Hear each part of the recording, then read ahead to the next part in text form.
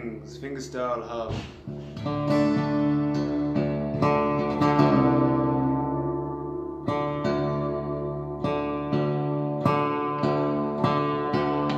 I wanted to go sideways, but it wouldn't let us go sideways, so we're doing it verticals.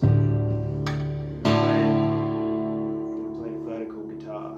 Because that's always fun, it's always fun then. Pretend you're in a wardrobe. Just get practice playing vertically. And then play horizontally whilst you're playing vertically.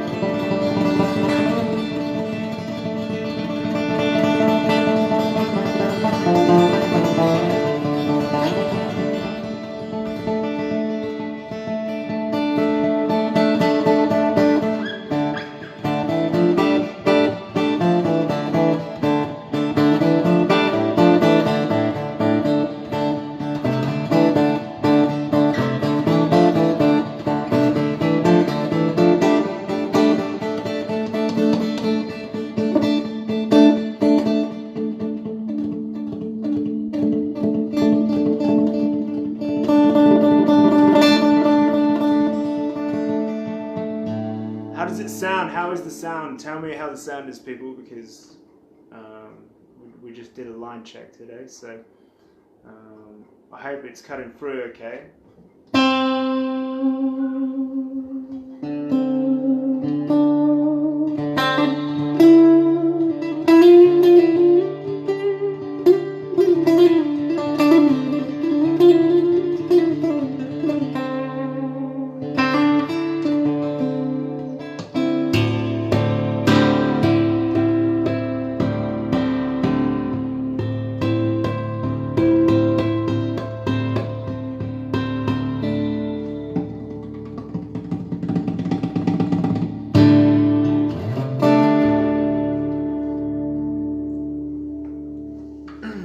Cool, so it's 2nd of January and it's 2019, planet Earth. Now I did a gig yesterday and I've got sand all over my guitar because we did a gig on the beach, which I enjoy. I enjoy the peace and serenity of the seaside, the ocean, but the sand gets everywhere, which is fine if you're a didgeridoo player, it just blows right off. But with guitars being trees with hardware inside them, it's kind of challenging. So if you do take your guitar to the beach, take it through a decontamination system afterwards, especially up here. It's like tuning heads in there. That's where the sand gets up there, so avoid that. So I'm just going to play some music anyway. People are kind of falling in, falling out of this thing.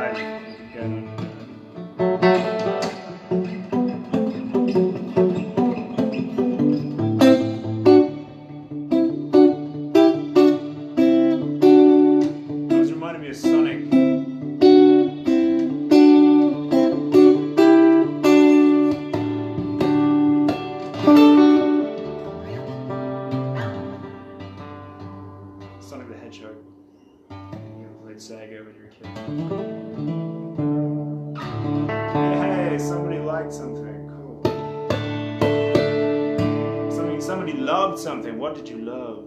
Tell me what you love. So let's get a bit of a conversation going, because there's 5 of you on here now. So let's talk about guitar things. I always think of that Eddie Hazel album. Was it like Games and Guitar Things? And if you are not aware of Eddie Hazel, he played in alongside Michael Hampton in Parliament Funkadelic. Hey dude, hey bro, hey my dude. It is good to see you. Well, no, kind of see you there. So yeah, we are doing some guitar for you guys today, and I want to talk about a few things. I want to talk about live prep. I want to talk about improvisation and intention behind playing, which is kind of loosely talked about. You know, everyone talks about the other stuff in theory and things like that. So I'd like to talk about things like projection, intention, and really bringing the story through our music. You know, translating what our feelings are. You know, what our story is and where we've come from, and what our influences are. And I think that's what makes a guitar player interesting, or at least their music interesting anyway, is having a massive amount of awesome, extremely powerful influences, and that energy field exists around certain players and styles. You know, you look at Page and Hendrix and stuff. You know, those guys have got this vibe around them, this vibe around their songs. You know, it's not just in like the licks they were playing. You know, there was a deeper thing, and they knew how to present that as well, and channel that into music in an obtainable way that people would understand. You know, instead of you know, a lot of guitar players are just going off on one all the time, and it just seems like, you know, it's just a bit widdly. You know, saying that, on the other hand, there is a lot of what I would call shredders who play really melodically and tastefully, and know when to slow down and for example play like David Gilmour and Pink Floyd. But Pink Floyd, that was kind of like the mecca for guitar playing for me. I think David Gilmour showed me, sort of vicariously taught me how phrasing is more important than completing a whole scale. You know, some people sit down and go, right, well this is the scale, and they'll think of it in terms of music theory because it's running in the back of our minds on autopilot all the time. And we've got a section that we're playing. It's like a lot of guitar players go to that field and they'll go, right, okay, I'm going to put the pentatonic minor in there, and I'm going to start on the first note, and there's just enough space in there for it mathematically to fit in crotchets or quavers. And it's kind of like, that's how a computer thinks, dude. Like, you know, where's the human element to that? You've applied the theory, which is great, but you haven't really done anything tasteful with it. And that for me is what creative guitar playing is about. It's about taking those fundamental points of theory and applying musicality to it, applying your personality to it, which is a reflection of you. You know, your soul power and your influences as well. You know, so yeah, Gilmour is like you can kind of tell where he's coming from with his guitar playing.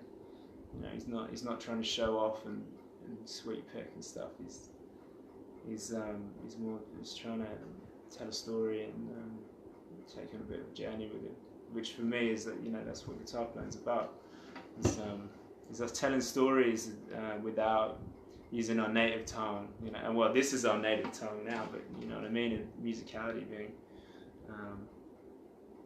the universal language.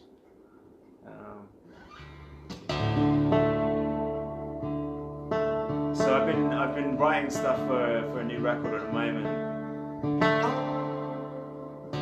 which has got kind of like this desert vibe to it.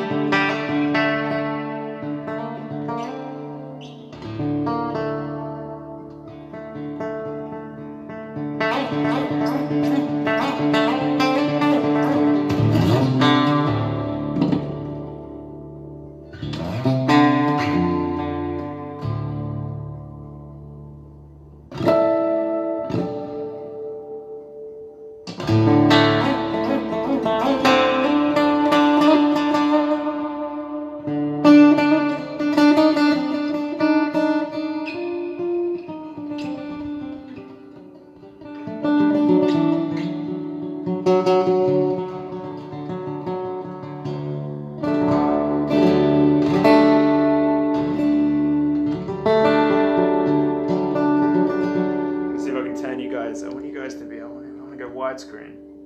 Can we do that? Yeah, it does that. It does that. And I started it on wide as well. And then when I came on the Fingerstyle Hub, it was like, no, you can't have widescreen. Everything has to be like this. So we played it like that. Okay. Cool.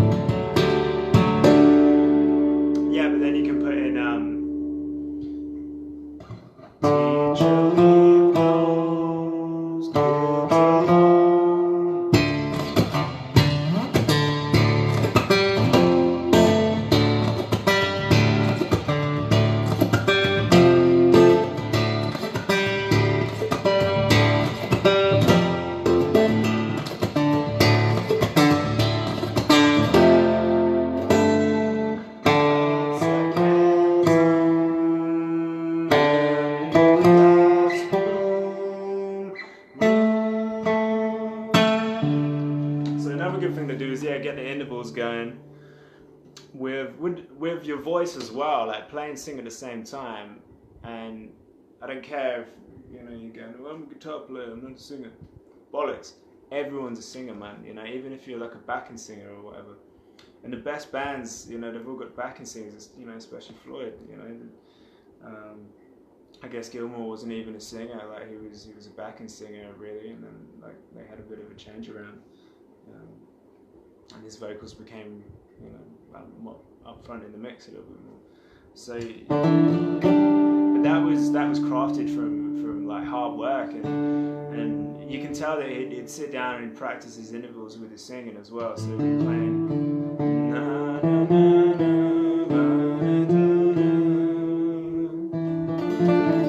He knows Brick in the Wall. Maybe like there's like a part 3 or 4 that's like the original. Maybe it was like originally crafted out as like a folk song or something.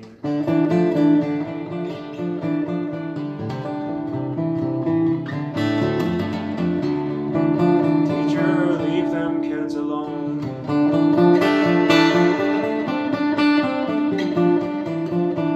There's dark sarcasm in the classroom. You can imagine.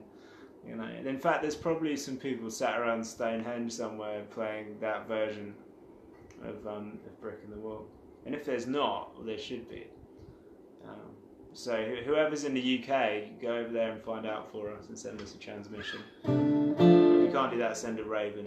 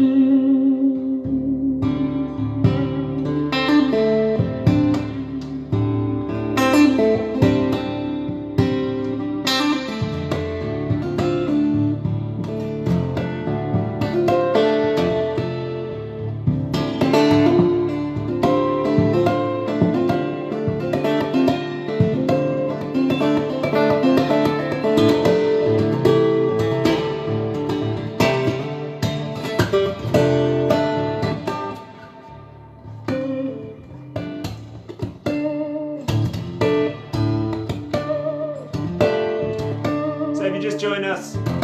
This is in session live and direct with Nomadic Jurassic. My name's Dan. I'm Dan Samways.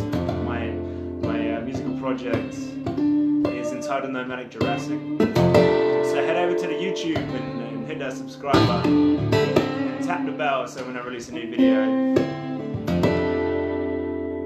you'll get a little, they'll send a Raven. Digital Raven.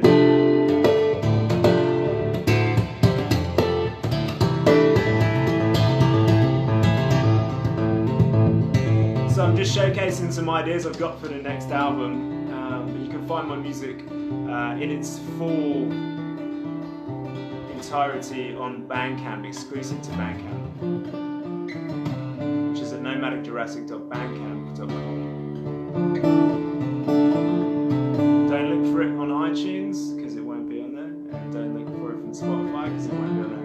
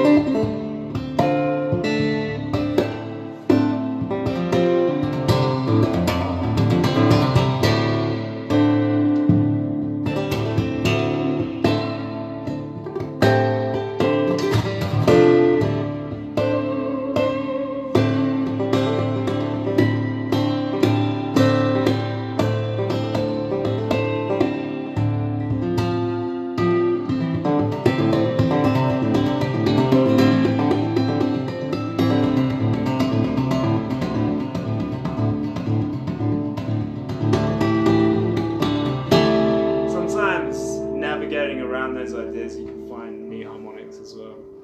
There's a whole world of harmonics out there, and I started discovering them on electric guitar, because that was kind of the first thing I started in, really.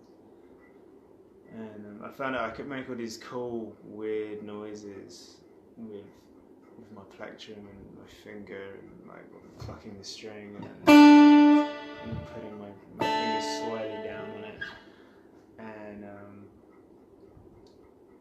And we used to play a drinking game with every pinch harmonic that I play. It's like, right, okay, make this one song and just had loads of pinch harmonics in it.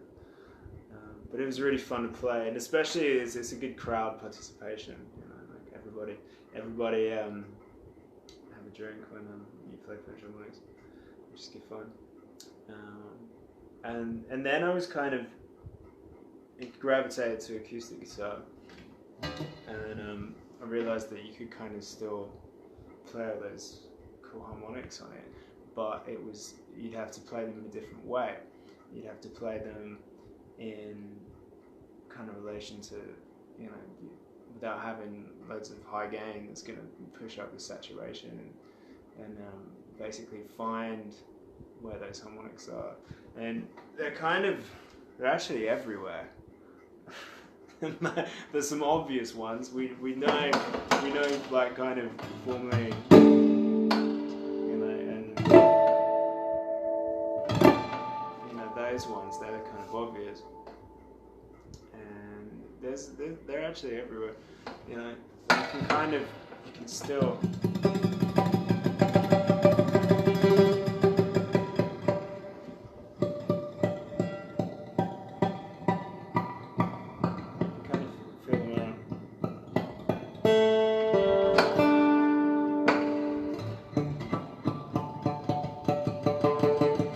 Listen to the track Killers off the Killers album from 1982 by Iron Maiden.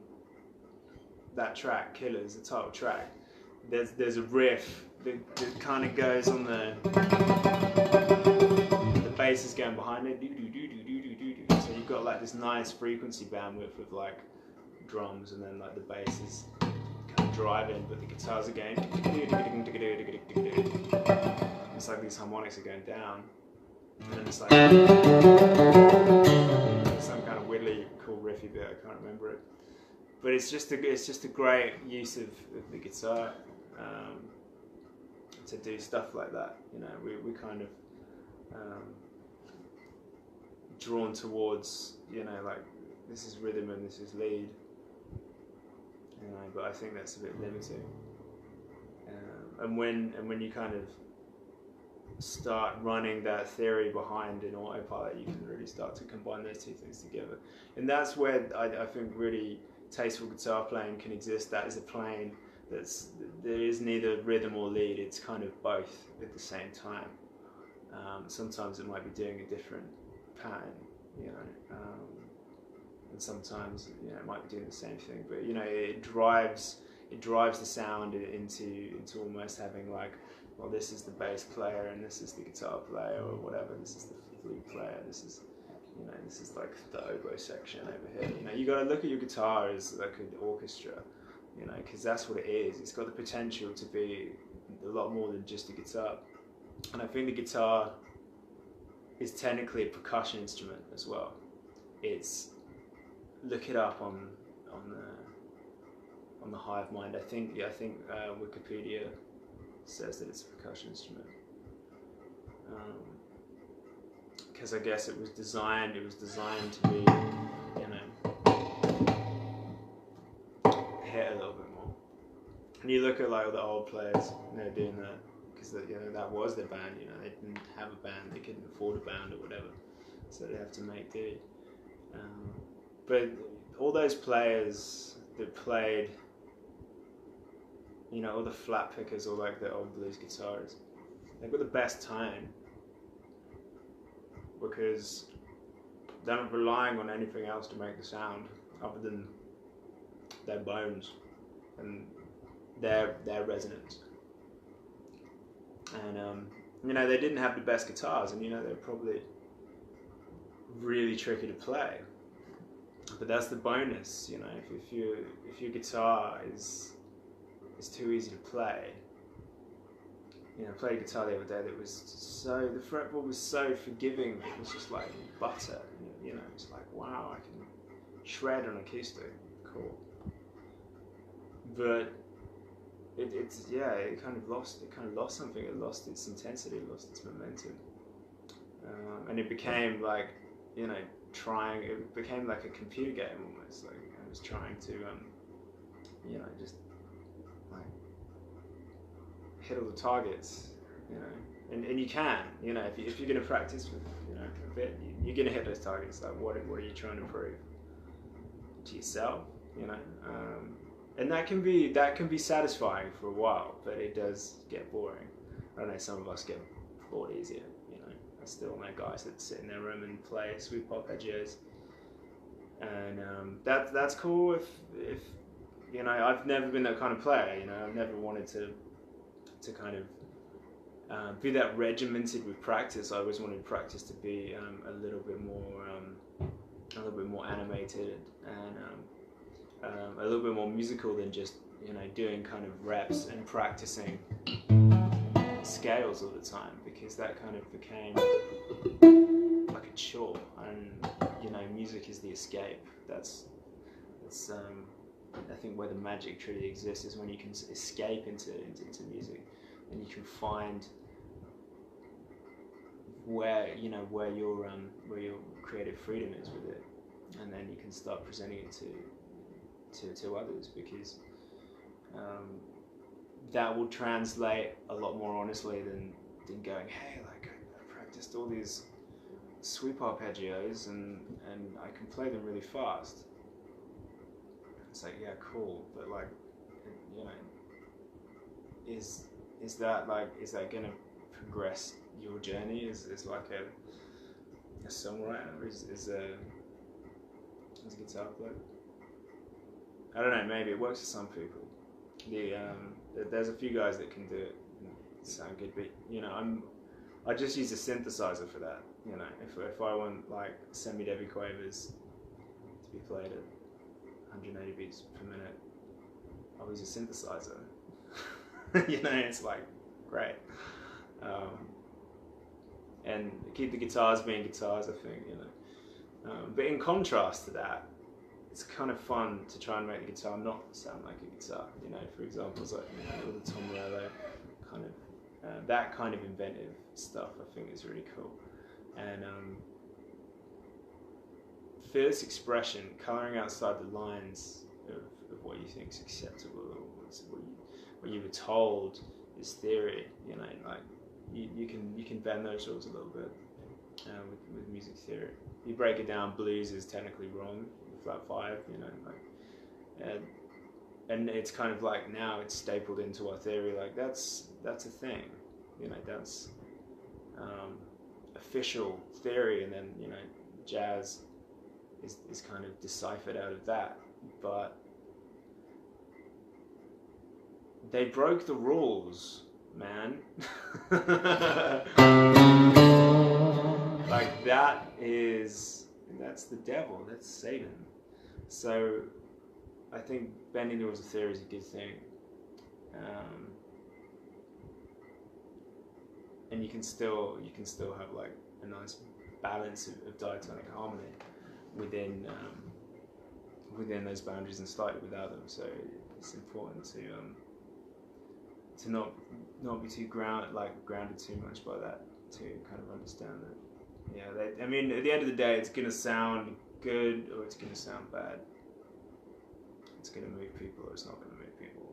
You know, if you're not moving people with the stuff you're playing, then you're probably not using enough ingredients. You probably need to use more ingredients. You know, you're probably just thinking of it as a singularity. You need to think it as a multiverse. You need to be multi-dimensional with your influences. There's a lot of musicians out there. There's a lot of people playing music, and it's kind of, I think where we're at as well.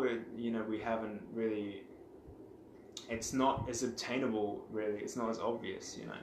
You'd be stumbling around, you'd be watching stuff on YouTube, whatever, and then like, you have one of those days where you discover like so much more music through YouTube because of the cool little suggesty thing on the side, and that's a really good feature, and also the algorithms they're using to scan between stuff like that, so you can find tracks that are like other tracks.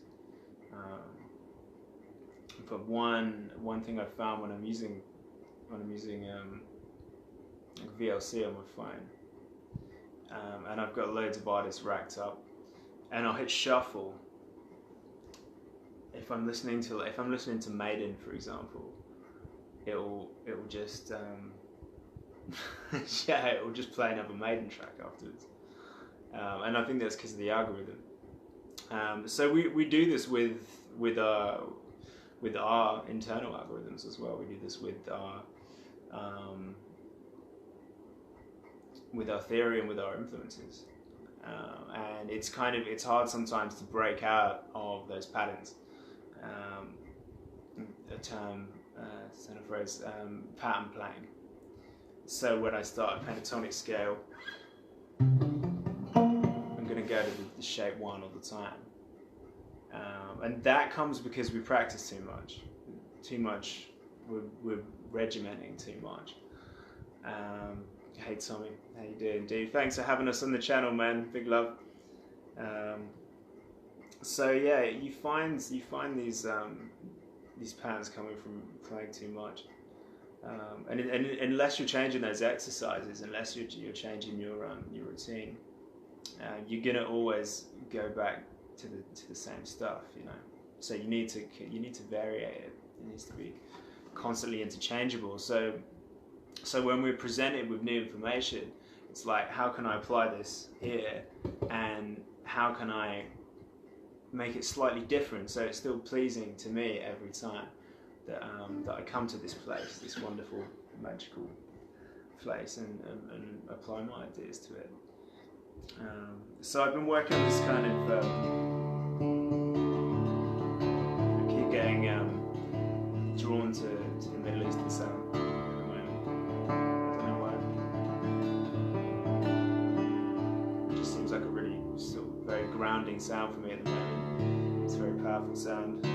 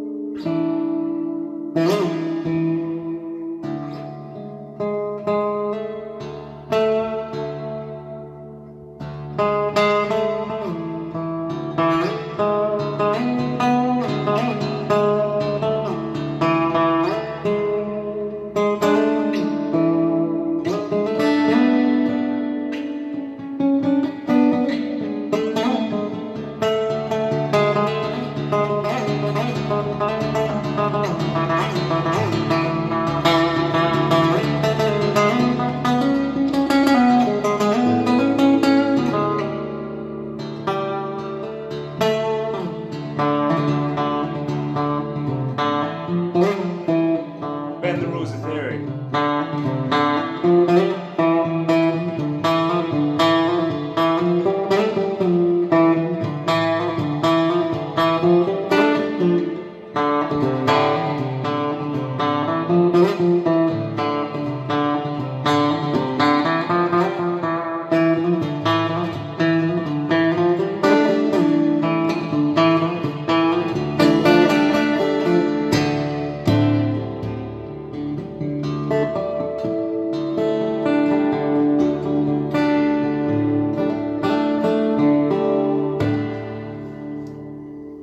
So I need to file my nail because after a couple of weeks they just end up going slanting, and so it interferes with the muscle memory a little bit, and everything you catch it on the string. You're like, oh, damn it, why like this? So we got to look after our nails as guitar players as well. Like, it's not really talked about. Got to look after my nails.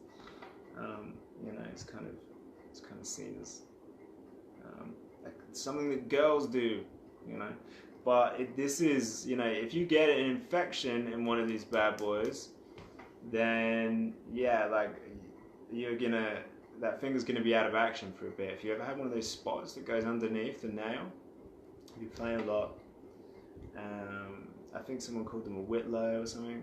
I don't know what they're called, but they're really annoying. They really hurt your hand. And yeah, you wanna keep things nice and clean down here, keep them hygienic, and yeah, give yourself a manicure.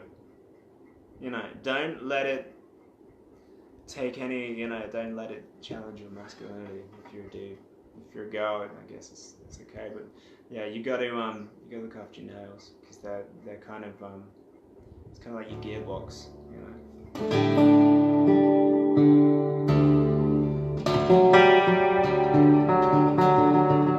This is a piece I'm writing for the new album. You can find my old stuff on Bandcamp, nomadicjurassic.bandcamp.com. I've got 7 albums of this shit, man.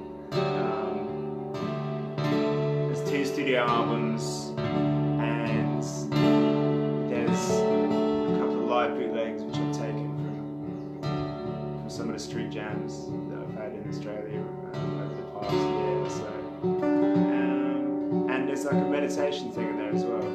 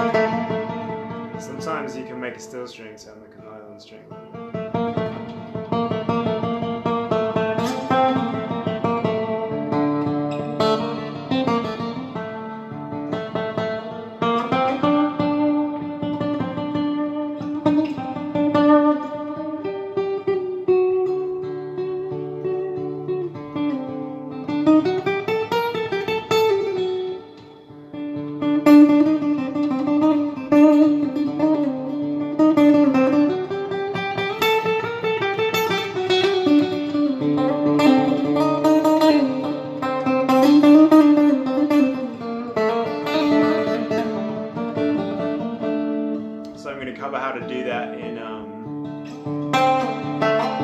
my next online course. So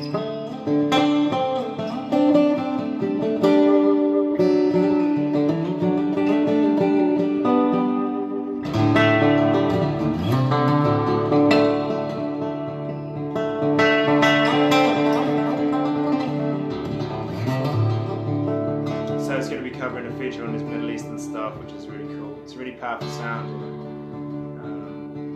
So it's kind of nice. Kind of brings us this nice image of the desert. Brings us powerful sound, and the musicians from that place in the Middle East and back in the day and until now, they believed that the music would keep away the negative energy and the evil spirits and stuff. And, it sounds a bit kind of voodoo, but I think there's definitely something in the music that's kind of enchanting and magical that we don't have in Western music because of the but we would do, but they would do. So it's kind of based around that. So I'm going to be breaking down like the different kind of gypsy scales, Egyptian scales, and Phrygian dominant stuff. But how to apply that as well, because there's the same thing, but like you can make it sound like different countries. You can kind of go from Egypt to India to Bangladesh to South America, and how to kind of articulate that, so you kind of get to travel around the world just on this thing here, so it's cool. So yeah, I mean that's some ideas for the new album.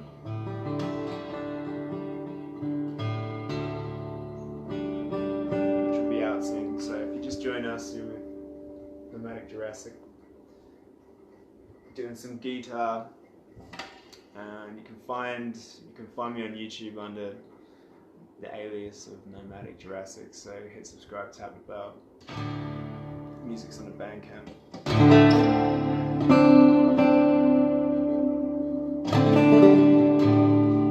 Just gonna show you another way of playing guitar. Once we wrap this up,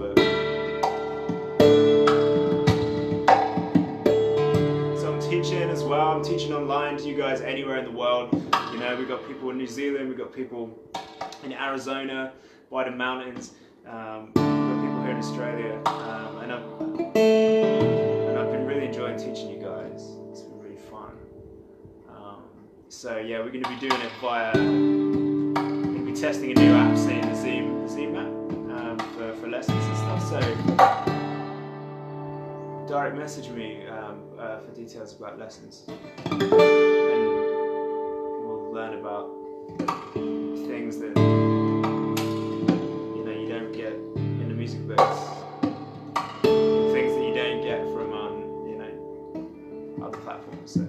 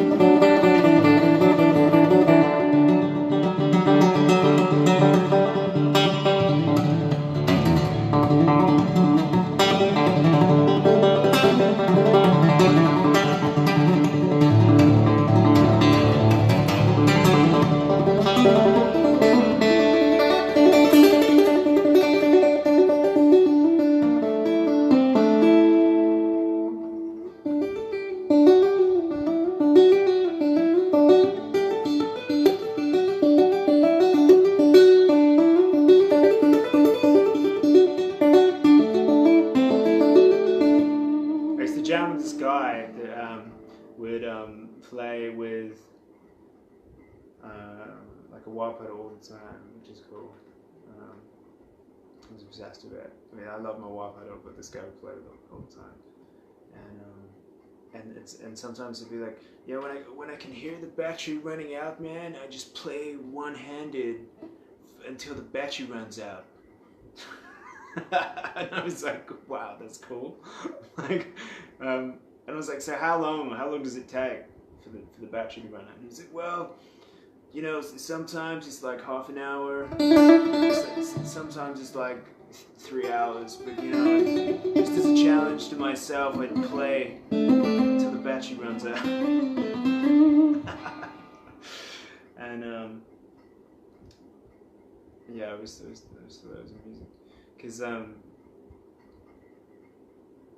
you can tell when your battery's running out with stuff. If you're used to your gear and you're playing all the time with the same rig, you know when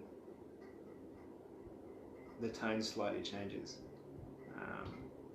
And I can tell the difference now when I put a Duracell battery in my mini wah for when I have an Energizer battery. And the cheap batteries, you know, they just don't last. So yeah, you can tell the tone difference, big time. So don't buy cheap batteries as well. Buy good batteries. I think that's the moral of the story. Oh wait, no, guitar stuff. Yeah. So basically, that playing one-handed is a really great exercise. And it's great because you can do other stuff. On the other hand, you can text and, you know, pick your nose or whatever. So it's great. It's great to practice with just one hand for the hand-ons and pull-offs and stuff like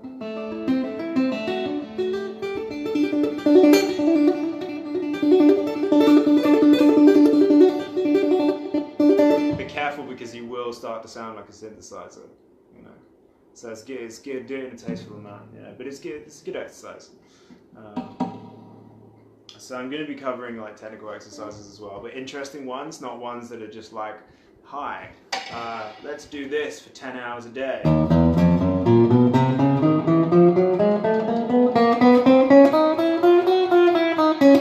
Sounds great, man.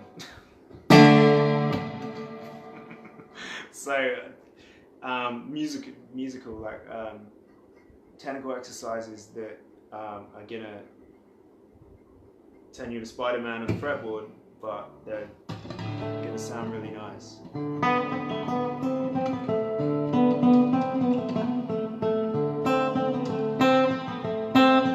Little phrases and stuff, you know, stuff that's melodic, stuff that you can tell a story with. You know, you can't really tell a story.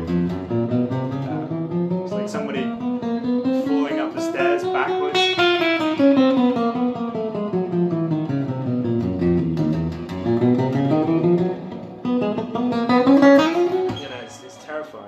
It's like there's somebody that's coming to take you away, man. The guys in white coats are coming. You know, when I pick up my guitar, I don't want to be thinking about stuff like that. So, Nomadic Jurassic. Subscribe to the YouTube at Nomadic Jurassic. Tap the bell for new videos. The stuff is available on Bandcamp. I'm doing a load of music at the moment with some really awesome people. I'm going to record with Villain Persona soon, over towards on the East Coast. I'm going to be doing some other awesome collaborations with Tashka as well. And yeah, we're going to be projecting the music at you, so there'll be like a fallout of awesome records that are coming out. But for everything else, check it out. It's on the Bandcamp. You won't find it on Spotify. You won't find it on iTunes. You won't find it anywhere else. It's exclusive to Bandcamp.